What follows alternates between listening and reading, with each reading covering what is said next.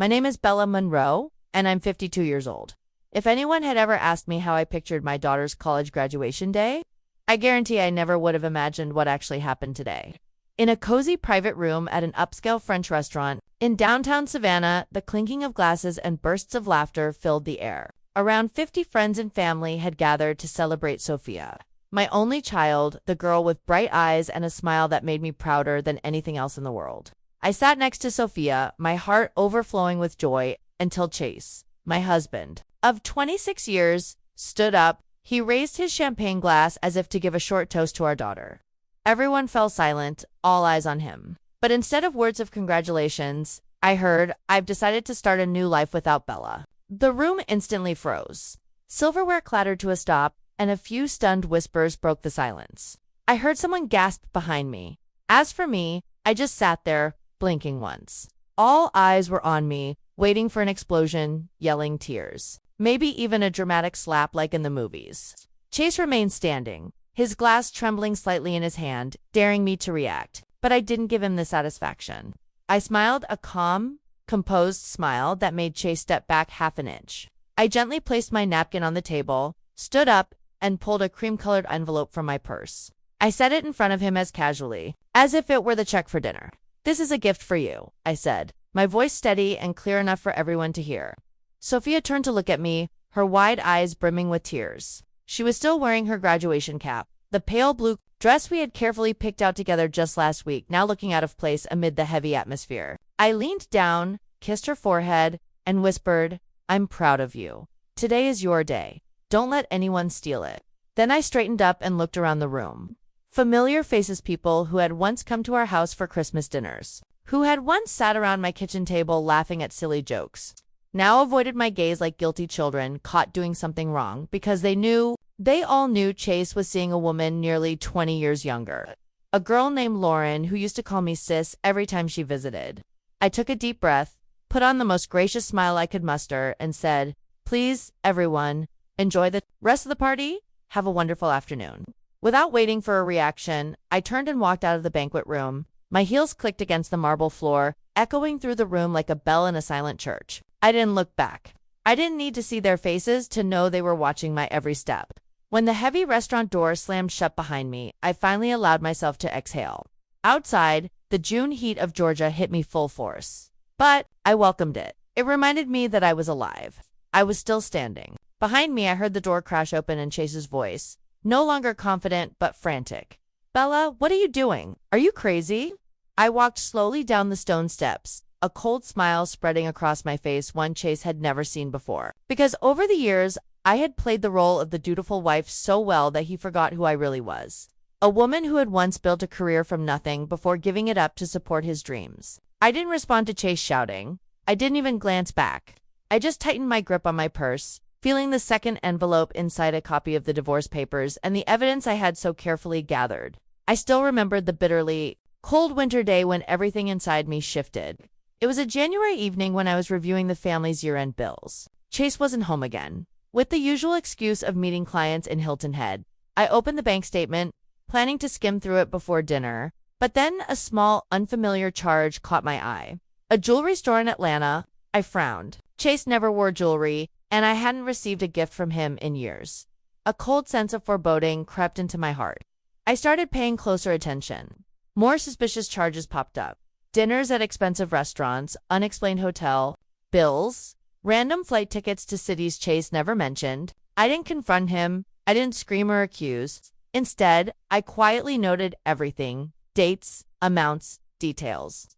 A week later, I stumbled across Chase's forgotten iPad on the sofa.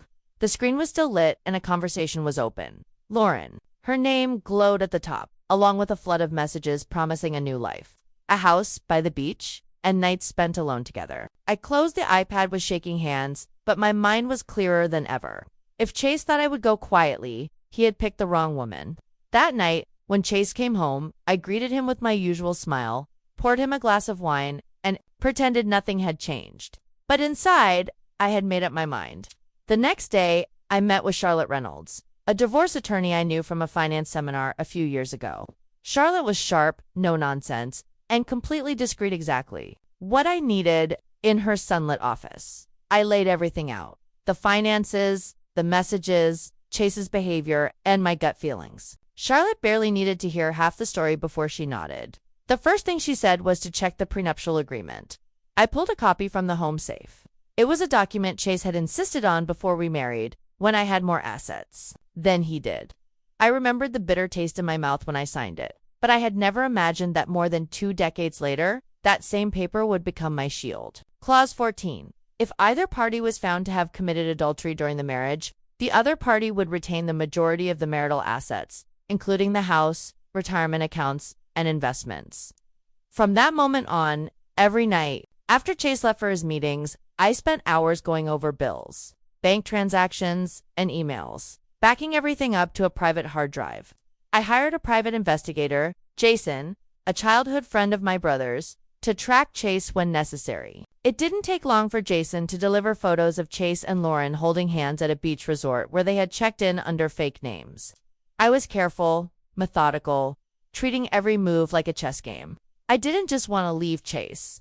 I wanted him to feel powerless, to taste the betrayal he had so casually inflicted on me. Over the past year, I gathered enough evidence in 3 months. During that time, Chase kept playing the perfect family man dinners with Sophia. Sweet talks about retirement dreams. He had no idea that every lie, every glance away, only steeled my resolve to make sure everything was airtight. Charlotte advised me to wait until after Sophia's graduation.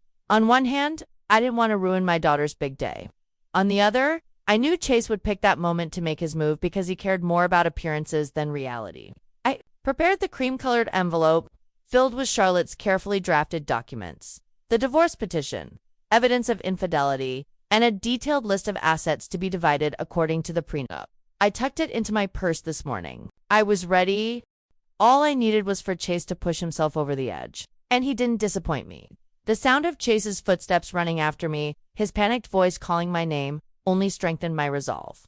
With each step, I left behind years of blind loyalty, walking toward a future where I would no longer be chained by betrayal and empty promises. The sound of Chase's shoes pounded urgently on the sidewalk as he chased after me, but I didn't slow down. In my ears, I could hear his voice break, furious and panicked with every word. Bella, what are you doing? Are you crazy? You can't do this. Talk to me. I stopped at the corner beneath the sign of a small flower shop and turned around. Chase rushed up, clutching the envelope I had left on the banquet table like it was the only thing that could save him. What the hell is this? Chase roared, waving the envelope. I kept my gaze steady, unblinking, just giving you what you worked so hard for all this time, I said lightly. He tore the envelope open on the spot, yanking out the stack of papers inside. His face flushed red, then turned pale in a matter of seconds. I could see his hands tremble as he read the first lines. Evidence of infidelity. How did you get all this? He whispered, his voice cracking. I crossed my arms and answered simply. Sometimes all it takes is one person being careless and the other being patient. Chase jerked his head up, panic flashing in his eyes. You can't use this against me. The prenup expired a long time ago. I smiled, unable to hide the trace of irony. You should have read it more carefully before you signed. Clause 14 states clearly, it remains valid throughout the marriage. You insisted on it back then, worried about your assets. Now, ironically, it protects me. Chase looked at the file again, crumpling a corner of the paper in his fist as if that could change reality. I didn't look away from his face, watching the familiar smugness shatter piece by piece. But what do I lose? He asked, almost choking. I tilted my head as if considering the answer, even though I knew every detail by heart. The house in Savannah, your share of our retirement accounts, and nearly 70% of our joint investments. As for that personal account you thought you hid, I've already had it frozen. Chase stumbled back a step as if he had been struck. No way, he stammered. Lauren and I, we had a plan. The new house, the new life.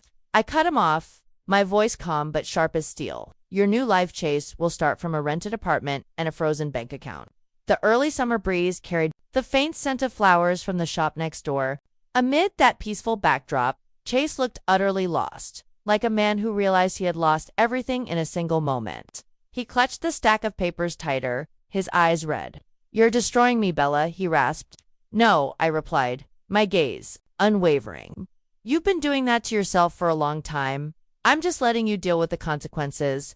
A taxi pulled up. I raised my hand and flagged it down, not sparing another second for the man frozen like a statue before me. As the car door swung open, I turned back one last time. "Chase," I said, my voice low and final. "I once loved you with my whole life, but you threw it all away for a fleeting fantasy. From now on, you're on your own." I stepped into the taxi and closed the door. As the car pulled away through the window, I saw Chase standing there alone, holding the crumpled envelope, wearing the bewildered look of a man who had just lost his entire world. Inside me, there was no anger, no pain, only a deep, profound sense of relief, as if I had finally shed a rusted suit of armor I had carried far too long. I knew there was still a long road ahead, the legal battle, the gossip, the curious stares. But I also knew I had reclaimed the most precious thing of all, the right to my own life. I returned to the old house in Savannah's historic district as the evening light dipped the red brick walls in gold. This house had once symbolized everything we had built together, or so I had believed. Less than an hour after I walked through the door, I heard a car tear into the driveway. The front door flew open so hard the hinges creaked. Chase stormed in looking like a lost storm, the crumpled paper still clutched in his hand. "Bella," he shouted, frantic. "We need to talk right now." I remained seated on the living room sofa, the warm yellow lamplight casting soft glows on the family photo wall. I closed my laptop and looked at him without a flicker of emotion. "Sit down," I said, my voice calm, as if I were inviting a stranger. But Chase didn't sit. He paced back and forth like a caged animal, tugging at his hair, breathing heavily. You can't do this," he finally burst out, pointing at me as if reaching for some shred of sympathy. "The Midtown apartment Lauren and I were about to rent. They just called and said the lease was denied." "What?" I leaned back into the couch, fingers interlocked calmly. "Because your credit file was flagged," I replied coolly. "Several suspicious transactions triggered a system alert. The brokerage office called our home number to verify," I answered, as any responsible wife would. Chase's eyes widened in shock. He opened his mouth, but no words came out. I continued, giving him no time to react. "And that's not all. That personal account you thought you hid so well, it's frozen now under a temporary court order." I smirked. "Congratulations, Chase. You have exactly two options now. Rely on the kindness of others or start learning how to live humbly." Chase stumbled into the chair across from me, elbows on his knees, burying his head in his hands. It was an image I knew I would remember for a long time. "I just wanted a better life," he mumbled, dazed. "Lauren and we had plans. Bella, we wanted to start fresh." "Then start," I said, my voice gentle but razor sharp. "Start by learning to pay rent yourself. Pay your own electric bills. Face your own consequences." He looked up, his face flushed red. "You're ruining my life over one mistake." I laughed, a dry, hollow sound without a shred of forgiveness. "Mistake." I emphasized every word. "Forgetting your wife's birthday is a mistake. Leaving a coat at a restaurant is a mistake. What you did cheating, hiding money, planning to abandon your family on your daughter's biggest day, that's not a mistake. That's a choice." He stared at me, finally realizing that his usual excuses would find no mercy here. "I need money," he said, as if stating the obvious would fix anything. I crossed my arms, leaning back. "You had a secret account. You had Lauren. You had plans. But you don't have me, and you don't have Sophia." Hearing Sophia's name made Chase flinch as if he had been punched in the chest. Does she know?" he asked, his voice breaking. "Not yet," I said, "but soon. And when she does, you'll be the one explaining why her graduation day turned into a disaster." Chase sat frozen, like the full weight of his mistakes had finally crushed him. I stood, picked up my keys from the table. "I'll give you 2 days to pack your things," I said, my voice steady and final. "After that, the locks will be changed. You'll need to find another place to start your new life." I walked to the door without looking back. As I closed it behind me, I left him alone with nothing but heavy breathing and a cold silence he no longer knew how to fill. I drove straight to Deanna's house, Chase's sister, the only one in his family who had stayed loyal to me. Her small house with pale blue shingles sat quietly under giant oak trees just outside downtown. When I arrived, she was already waiting on the porch, her face tight with worry. "Are you okay?" Deanna asked as soon as I stepped out of the car. "Better than you think," I said with a strange smile. Deanna hugged me tightly, without needing to ask anything more. In that moment, I knew I had found the right place to regroup. Sophia would join me here later that night after celebrating, with her friends. I had texted her, assuring her that everything would be okay, that she just needed to trust me. We were sitting in the living room, sipping mint tea, when the doorbell rang urgently, shattering. The calm Deanna gave me a sharp look, then set her cup down and went to answer it. Heavy footsteps echoed across the hardwood floor. Chase and Lauren stepped inside, two storms moving in opposite directions. Chase looked wrecked, while Lauren, her blonde hair curled neatly, expensive dress clinging awkwardly, barely dared to lift her head. I stayed seated, waiting. Bella, Chase began, his voice strained with forced control. "We need to talk. We've talked enough," I replied coolly. Lauren shifted nervously beside him, her eyes darting around. Clearly, she hadn't expected this. Chase turned toward Deanna as if seeking an ally, but she crossed her arms and blocked the entrance to the living room, refusing to let them come any further. At that exact moment, Sophia entered from the back door. Still in her navy graduation dress, her high heels dusted with dirt, seeing the scene before her, she froze, her eyes blazing with fury. "What are you doing here, Dad?" Sophia demanded, her voice sharper than I had ever heard before. "Dad, I just wanted to explain everything." Chase stepped forward, but Sophia raised her hand to stop him. "Explain what?" she snapped. "Explain why you turned my graduation day into a disaster, or why you betrayed Mom and tried to grab everything." "You could." Chase froze, his lips pressed into a tight line. Lauren touched his arm as if trying to pull him back, but he shook his head. "I made mistakes." Chase choked out, his voice trembling. "But I'm still your father, Sophia." She looked at him, her eyes brimming with disappointment. "Don't use father to excuse what you did," Sophia said. "If you had truly cared about family, you wouldn't have chosen betrayal today, of all days." The air grew thick. Chase turned to Lauren, searching for agreement. But Lauren had already stepped back, her gaze shifting from embarrassed to doubtful. "That money Chase promised to invest in our new apartment," Lauren stammered. You said it was transferred already, but I just called the bank. The account is frozen." "So it was all just empty promises." Chase turned away, avoiding her eyes. I stayed seated, needing no more words. Lauren looked around the room, then back at Chase. The realization shattered across her face like a cracked mirror. "What else are you hiding from me?" she asked, her voice breaking. Chase said nothing. And in that silence, Lauren understood. She had bet her future on a losing hand. "I was such a fool," Lauren whispered, her voice trembling, before turning and rushing out the door without waiting for Chase to say another word. The door slammed shut, echoing through the house. Sophia watched Lauren leave, then turned back to Chase, her expression full of both sorrow and disappointment. "I don't know if I'll ever be able to forgive you," she said, her voice low and tired. "But right now, I just want you to leave." Chase opened his mouth to say something, but then just nodded. He walked slowly toward the door, his shoulders heavy like a man who had lost everything he once took for granted. When the door closed again, Deanna placed a hand on my shoulder, giving it a gentle squeeze. Sophia came and sat down beside me, resting her head against my shoulder like she used to when she was little. None of us said anything. We didn't need to. The silence was no longer heavy. It was the beginning of something new, a chance to rebuild from the wreckage we never thought could be repaired. The preliminary hearing was scheduled for a Wednesday morning at a small historic courthouse in Chatham County. The Savannah sky that day was heavy and gray with low clouds, mirroring the somber mood of those about to step into a relentless legal battle. I arrived with my lawyer, Charlotte Reynolds, the sharp, silver-haired woman whose steady gaze never faltered against any opponent. Chase showed up too, accompanied by a young lawyer I had never seen before, a boy who looked fresh out of law school, awkwardly clutching a thick stack of files. Charlotte gave me a quick glance, her mouth curling into a faint smirk. "Don't worry," she whispered. "He's no match." We took our seats at the plaintiff's table, while Chase sat opposite us, looking nothing like the confident man who had once walked into my life 26 years ago. He avoided my eyes, fidgeting with the worn strap of his watch. The judge, an older woman, entered and called for opening statements. Charlotte began by laying it all out. The prenuptial agreement remained valid. Chase had breached the fidelity clause, and it was necessary to freeze the marital assets to ensure fairness. During the upcoming division, Chase's lawyer stood, his face pale. "Your Honor," he began, his voice slightly shaky.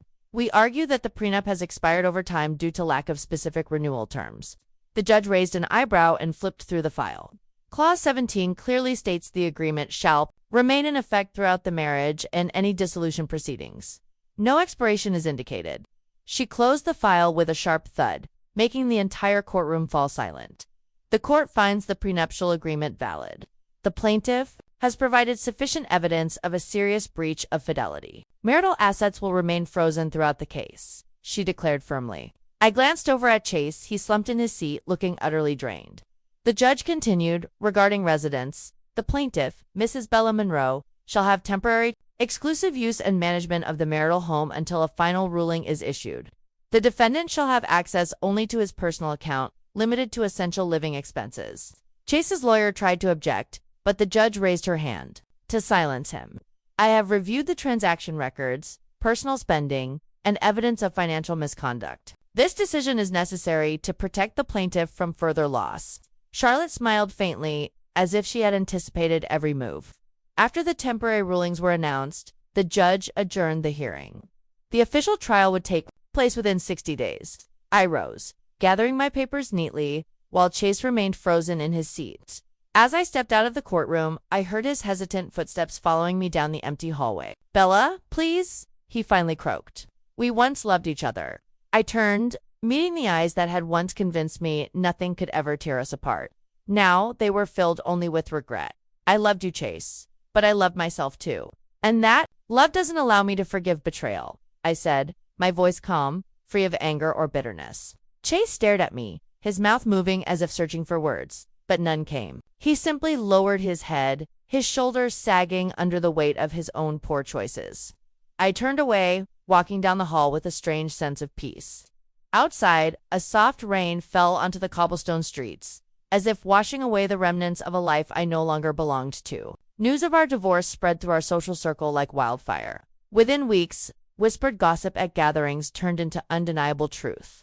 Chase Monroe, once so proud of his success, had become a hollow shadow of himself. Not long after the hearing, I heard Lauren had left Chase. She packed her things and moved out of the temporary apartment Chase had struggled to maintain under the financial strain. A mutual friend later told me that one night at a bar, Lauren had muttered, "I didn't sign up to love a broke man." The small company Chase had boasted he would build into an empire quickly crumbled. With no financial skills and no one left to back him, bad investments drained what little he had left. Within 3 months, his office had a for-lease sign, and the company website was under maintenance. Friends who once toasted with him at every event disappeared. No more golf outings, no more charity galas. Some acquaintances cautiously reached out to me, but I politely declined. I didn't need them, and they had never really needed me. While Chase floundered in the wreckage of his own making, I quietly rebuilt my life, starting from the smallest things. I enrolled in a short financial counseling course for women at a local university, brushing up on my skills and regaining my professional rhythm. I rented a small office in a historic downtown Savannah building, its large windows overlooking a sunlit park. On the window, I placed a simple sign, Bella Monroe, Financial Transitions. I chose that name because I knew exactly what I wanted to help women navigate. Major life changes, divorce, widowhood, job loss, career shifts. I had once wished someone had held my hand through my darkest days. Now, I wanted to be that person for others. My first client was a middle-aged woman who had just lost her husband after 30 years of marriage. She sat across from me, clutching a tissue, her voice trembling as she admitted her fear of losing financial control. "I don't even know where to start," she whispered. I smiled gently, placing my hand on the file in front of me. "We'll start right where you are," I said. "One step at a time, and you won't have to walk it alone." Word spread quickly. One client led to another. Divorce attorneys, therapists, even people who had only known me through gossip began referring clients my way. Within 6 months, I hired an assistant, then a partner. One day, while sorting through paperwork in my office, I stumbled upon an old photo, me, Chase, and Sophia standing in front of our house during our first summer there. I stared at it for a long time. There was no anger, no regret, just a strange, quiet peace. Life wasn't the same, and neither was I. I was no longer the woman waiting anxiously for a husband to come home. No longer the woman who forgot her own dreams just to keep up appearances. On a late afternoon, with the cobblestone streets bathed in the pink glow of sunset, Sophia stopped by the office. She had just started her new job in Charleston, but often came home on weekends to visit. "I'm so proud of you, Mom," Sophia said, hugging me tightly. I smiled, feeling a quiet happiness settle deep inside. happiness as solid and enduring as the old stones that lined the streets where I had found my way back to myself. Chase had chosen his path, and I had chosen mine. The final divorce trial was held on a cool, early fall morning. I entered the courtroom with Charlotte, wearing a simple light gray dress and feeling more at peace than ever. All summer long, I had prepared for this moment, not just to win, but to close this chapter with every ounce of pride still left in me. Across the courtroom, Chase sat with a new lawyer. This time an older, more seasoned man, but Chase himself looked utterly drained. His suit seemed loose on his now much thinner frame. The judge, the same one who had presided over the preliminary hearing, entered the courtroom, her sharp eyes sweeping across the room before she began. "The case of Mrs. Bella Monroe versus Mr. Charles Monroe," she announced crisply. Charlotte stood and laid out all the evidence: Chase's breach of the prenuptial agreement, the hidden assets, and the misuse of joint funds for personal purposes over an extended period. Transaction records, messages, photographs, everything was meticulously organized, leaving no room for dispute. Chase's side had little to argue. They merely attempted to appeal for leniency, tossing around vague phrases about their shared history and Chase's emotional contributions to the family. When it was my turn to speak, I rose, holding my head high. "For more than 20 years, I said firmly, I invested all my strength, time, and trust into this family. I didn't just raise our child and manage our home. I also shouldered every financial responsibility when my husband failed. What I asked for today is not revenge. I am reclaiming what I built and what I rightfully deserve." The room fell silent. After my words, even Chase had no argument left. He simply stared at the floor, his fists clenched as if trying to contain something inside. Finally, after 3.5 hours, the judge delivered the verdict. Given the clear evidence of a violation of the prenuptial agreement, the court awards Mrs. Bella Monroe full ownership of the marital home in Savannah, retains her individual retirement account, and grants her 70% of the joint assets, including investments and savings. Mr. Charles Monroe shall retain only his personal property and the balance in his designated private account. I took a deep breath as I heard those words, not because I was celebrating a win, but because I finally felt the weight lifting off me. Chase remained motionless, as if frozen in place. I glanced at him one last time, feeling no hatred, only regret for a man who had lost everything because of his own poor choices. As I stepped out of the courthouse, the gentle autumn sunlight wrapped around me like a warm embrace. Charlotte gave my back a light pat. "Congratulations, Bella," she said, a fleeting smile at the corner of her lips. "You didn't just win assets. You reclaimed your future." I simply nodded. In that moment, I understood life isn't always fair. But if you stand firm for your worth, there will come a day when justice smiles. That day, I didn't go home immediately. I drove straight to my office, the small space I had rented and nurtured through all those difficult months. Inside, the desk was neatly organized, and the sign reading Bella Monroe Financial Transitions gleamed in the sunlight, a silent reminder I had risen from the ashes and built a new world with my own hands. Chase lost almost everything in the divorce, but the greatest loss wasn't money or property. It was the trust, the respect from family and friends, and above all, from his own daughter. As for me, I didn't just reclaim my life. I rediscovered myself stronger, freer, and no longer defined by anyone else. I looked out through the large window, watching the autumn leaves swirl in the breeze like a graceful dance. An old chapter had finally closed. About a month after the final hearing, one late afternoon while I was wrapping up paperwork at the office, the phone rang. The caller ID made me pause for a moment. Chase. I let it ring a few more times before picking up. "Hello?" His voice was raspy and worn. I know you probably don't want to hear from me, but please, give me just a minute." I leaned back in my chair, feeling strangely empty inside. "Go ahead," I said curtly. There was a long pause, as if he was searching for the right words. "I ruined everything," he finally said, his voice heavy. "I lost you, lost our daughter, lost my own self-respect. I have nothing left but regret." I closed my eyes for a moment. A part of me had longed to hear this apology, but now, hearing it, I felt only relief. No more pain, no more anger, just a sense of closure. "I know," I replied calmly. Chase hesitated, then added, "I'm not asking for forgiveness. I just... I just want to know if there's any chance left for us. I'll change. I'll start over." I opened my eyes and looked out at the street bathed in the golden hue of sunset. And I knew my answer. No, Chase, I said, my voice soft but firm. That door closed a long time ago. I'm no longer standing there waiting to open it. Chase fell silent for a long time. I could hear the collapse in his heavy breathing.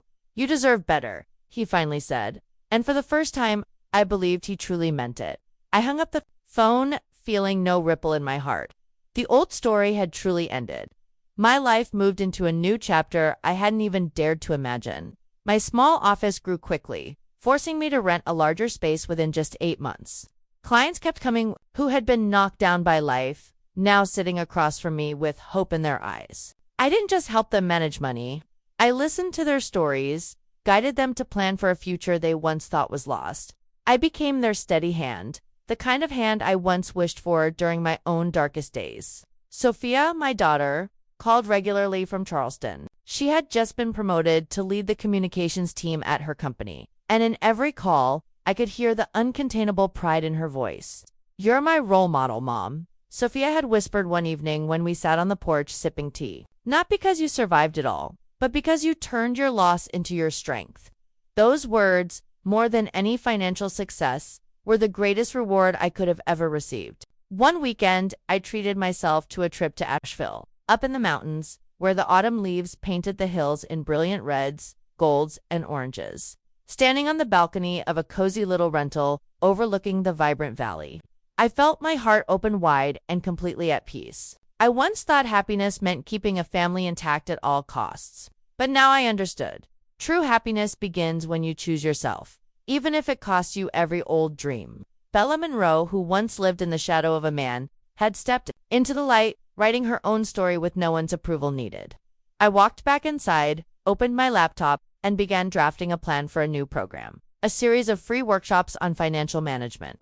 After divorce for women in the community, because I knew there were women out there who needed a hand, a voice telling them, "You are stronger than you think," and this time I would be that voice.